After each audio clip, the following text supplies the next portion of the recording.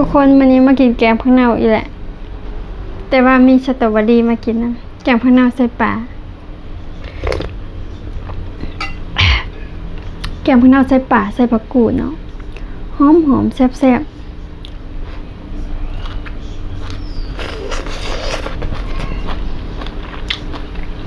เป็นของมัก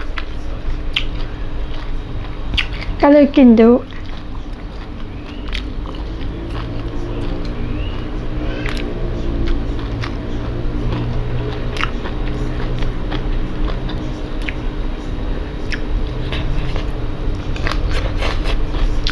ใช้มือแล้วกินแบบบางๆ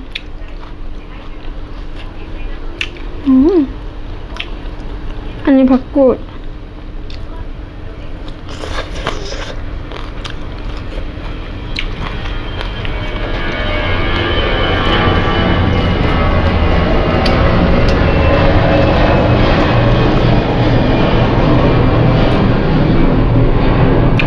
ถ้าแกงใส่ปลาแห้งยิ่งหอมแล้วก็ยิ่งอร่อย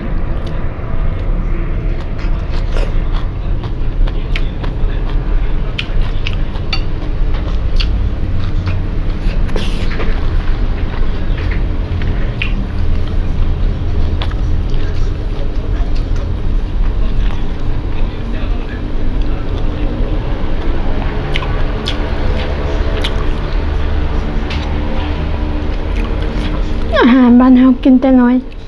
จนใหญ่ก็เลยติดเนาะแซ่บ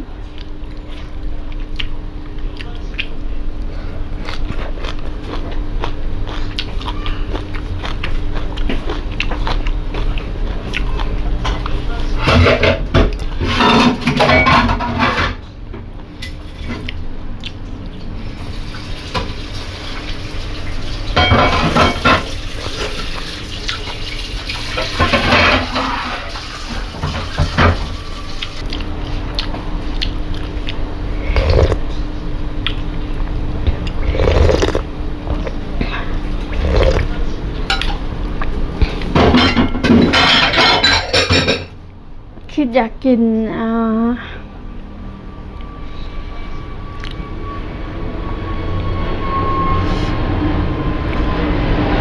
นึ่งผัก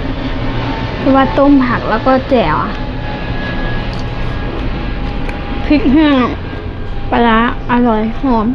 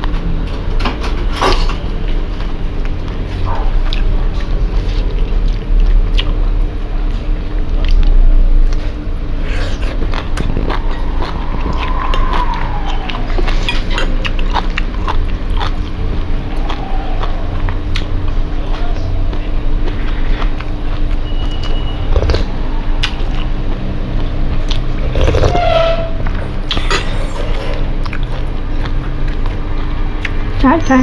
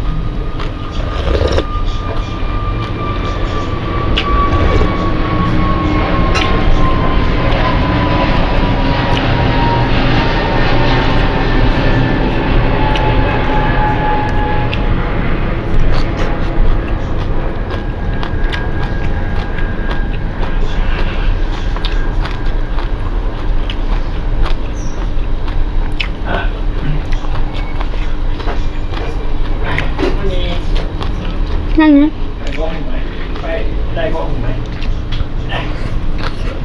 ได้ก็ไปไหม ไป ไป พักอีกก่อน เดินตัวดีๆนะ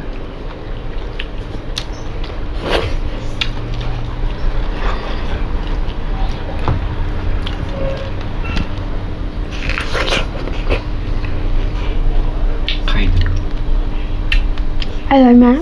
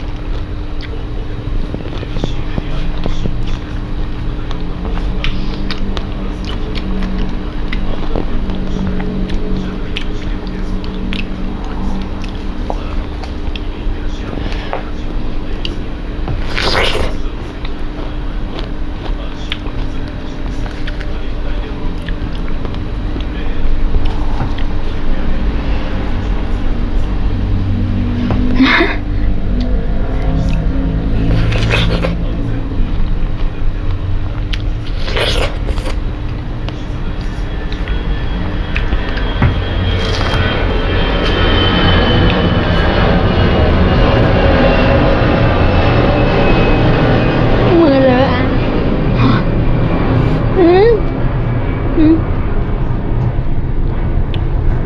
น่าเกลียดมากเลย